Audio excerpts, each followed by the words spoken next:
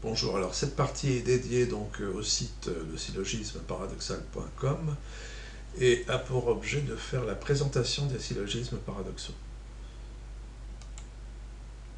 Alors, en fait, dans une première partie très rapide et succincte, je voulais un petit peu refranchir les étapes de la genèse du concept et définition, comment en fait l'idée est venue progressivement. Donc, en fait, je suis parti à la base du site leprof.fr dans lequel j'ai voulu créer une vidéo de logique classique, logique formelle, à partir de laquelle j'ai collecté d'autres sources, notamment tout ce qui concernait la logique du temps d'Aristote, ce qui m'a effectivement amené de plus en plus précisément sur les syllogismes d'Aristote.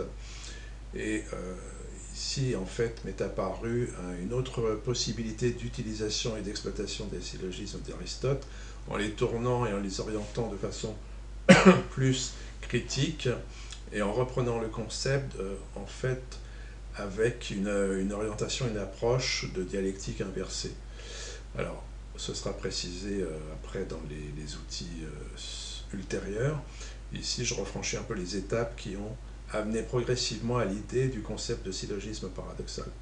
Donc, à partir d'interpellations sur les syllogismes classiques et confronté aussi à d'autres observations personnelles, c'est tout naturellement construit la révélation d'un concept orienté critique et surtout orienté vers un questionnement. Donc un outil qui a voulu dès le départ en fait faciliter et orienter un certain questionnement par rapport à des choses qui apparaissent contradictoires ou paradoxales. Voilà comment est né en fait le syllogisme paradoxal.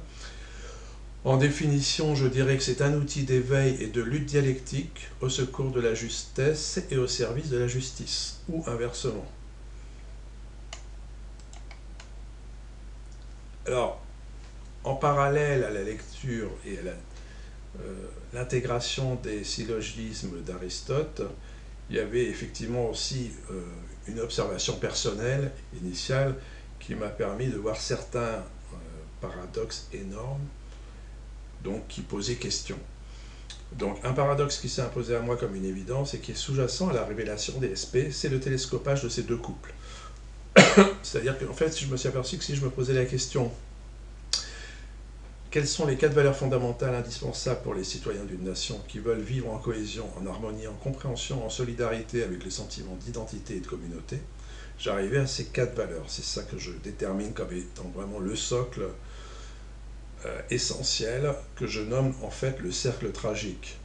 Alors le cercle tragique parce que quand on répond à la question 2, quelles sont les 4 valeurs fondamentales indispensables qui font le plus défaut au système et gouvernement en place et qui sont les plus absentes au sommet de l'État, ce sont exactement les mêmes valeurs. La cohérence, la transparence, l'honnêteté intellectuelle, la faculté d'écoute et de relativisation. Donc quand je confronte effectivement ces deux questions, j'arrive à effectivement un diagnostic que ça ne peut pas fonctionner en l'état.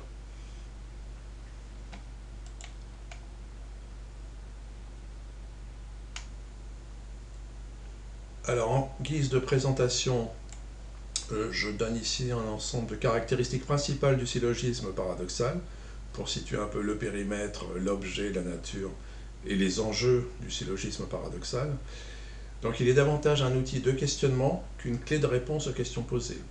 Il se propose d'induire la bonne question et de laisser la liberté de réponse à l'internaute ou au lecteur en toute autonomie. Il a pour objet d'apporter un éclairage sur les zones les plus obscures, illogiques ou paradoxales de l'actualité. Il peut vivre de plusieurs façons, ateliers de réflexion et d'échange, conférences, propagation individuelle spontanée, diffusion de SP sur mon site. C'est un outil dialectique mis à disposition pour faciliter la compréhension, la réaction et l'action. Agissant comme une juxtaposition de vérités supposées et contradictoires, il est un véritable outil pratique et universel de dialectique, ouvert à tous. Le SP demande un effort d'élaboration.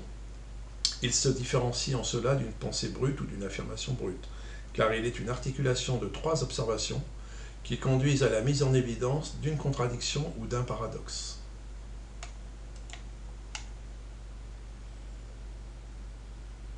Donc voilà se termine la présentation du syllogisme paradoxal que j'intègre en vidéo dans le site. À très bientôt sur le site ou en conférence.